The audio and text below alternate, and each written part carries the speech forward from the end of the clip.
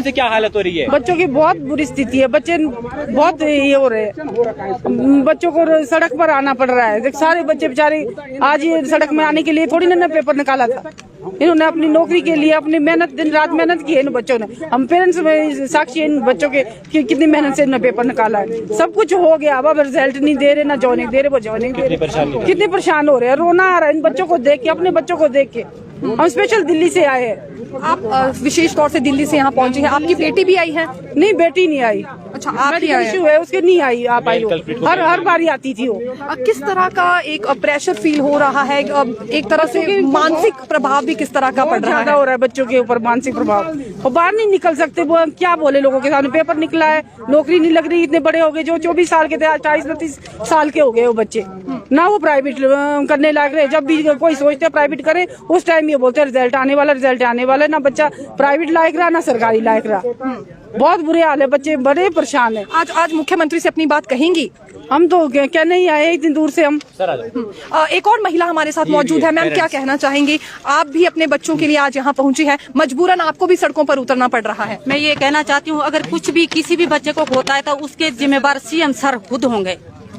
इतने सालों से हमारे बच्चे सड़कों पे फिर रहे हैं, जिन्होंने क्राइम किया वो तो आजाद होके घूम रहे, और जो मेहनत करके बेकसूर बच्चे वो सड़कों पे दर दर की ठोकरें खा रहे। कोई ये क्राइम कर रहे हैं, ये कोई किस चीज की परमिशन ले रहे हैं? अपनी मेहनत की परमिशन ले रहे हैं ना, कि कोई क्राइम कर रहे, कोई मर्डर करे, क्यों सीएम सर मना कर रहे हैं कि आगे को आगे टरका रहे? और मंत्री लोग बच्चों को केले में बुलाते हैं, अंदर सामने क्यों नहीं बात करते? वो वोट लेने के लिए तो झुंड के झुंड हम गए आते थे। राजीव गांधी की सरकार थी, उनने बिल्कुल मीठे मीठे बातें करके हमको लिट्टों के साथ लड़ने के लिए भेजा वहाँ पर श्रीलंका में, जाफरा में। हमारे कई आदमी शहीद हो गए यहाँ पर हैं। आज यही कांग्रेस की सरकार है जो हमारे इन बच्चों को, हमने पूरी कमाई अपनी बच्चों की अपनी पढ़ाई लिखाई में लगाई है ना। कारगिल लड़ा हमने 99 का है, और 87 में, 88 में, 90 में अप्रैल में बीपी सिंह था उस टाइम प्रधानमंत्री है, जब तक कांग्रेस की सरकार थी यहाँ पर है। तब इन्होंने उस टाइम तो बिल्कुल जब काम लेना होता है हमारे को तो तब तो बड़ी बड़ी मीठी मीठी वो करते हैं। और आज यार हमारे बच्चों को जब हमने पूरी कमाई अपनी जो मेहनत की कमाई अपने बच्चों पे लगाई है,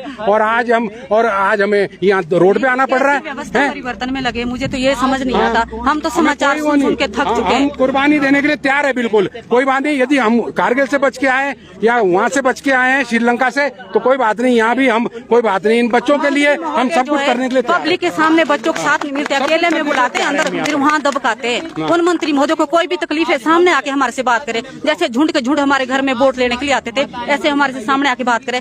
हम लोगों ने चुना है उनको काम करने के लिए, ये नहीं कि हमारे से पावर ले और हमारे को अपना एक्टिविटी उठाए 5 साल के आश्वासन देते हैं, हमारे बच्चों को गुमराह करते हैं कि हम उनका रिजल्ट निकालेंगे। और बेचारे हमारे पास हमारे को मिले थे वो बच्चे हैं, हमने ये बोला वो बोला है ना। और फिर अब ये थोड़ी होता है कि अब ये बहुत गलत बात है, सीएम साहब की बहुत गलत बात है, ये बहुत गलत बात है। हम तो देखो हाथ जोड़ के ये निवेदन करना चाह रहे सीएम साहब से, इन बच्चों की पुकार सुने और इनका बेड़ा पार करे हैं, इनको आगे इनको ज्वाइनिंग दे और रिजल्ट निकाले तुरंत, अभी 10 दिन के अंदर।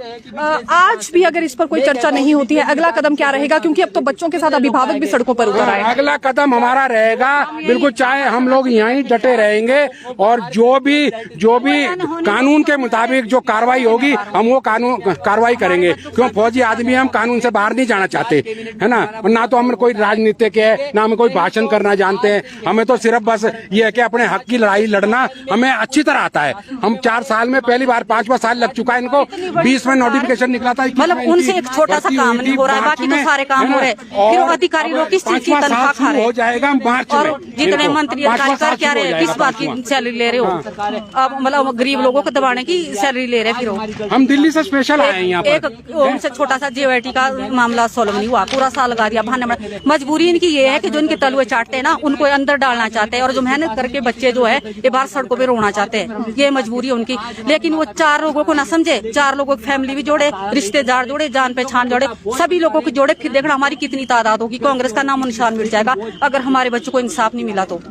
अब गले से ऊपर चली गई ये बात, मिन्नतें कर करके हम थक चुके हैं। एक सीएम साहब होता है वो माई बाप होता है, जो उसका जो अटल होता है वो उनकी बात जो होती है वो एक लकीर होती है बिल्कुल ऐसे ये नहीं कि अभी कुछ बोल दिया तो 2 मिनट बाद कुछ बोल दिया, या तो साफ इनका कुछ बोलो, अपना डिसीजन दो। और डिसीजन दोगे क्यों? हाँ, गलत डिसीजन दोगे क्यों? जब इनका पेपर निकला है, जब इनका पेपर निकला तो इनको ज्वाइनिंग दो और JLD में निकालो। न्योता देने के बाद तुम वैकेंसी निकालते हो, न्योता दे दिया, घर पे आ गए, हम इनवाइट आपको किया है और दरवाजा बंद करके हमारे को लात मार रहे हो।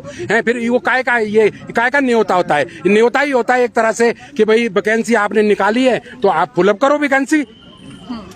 ठीक है सर।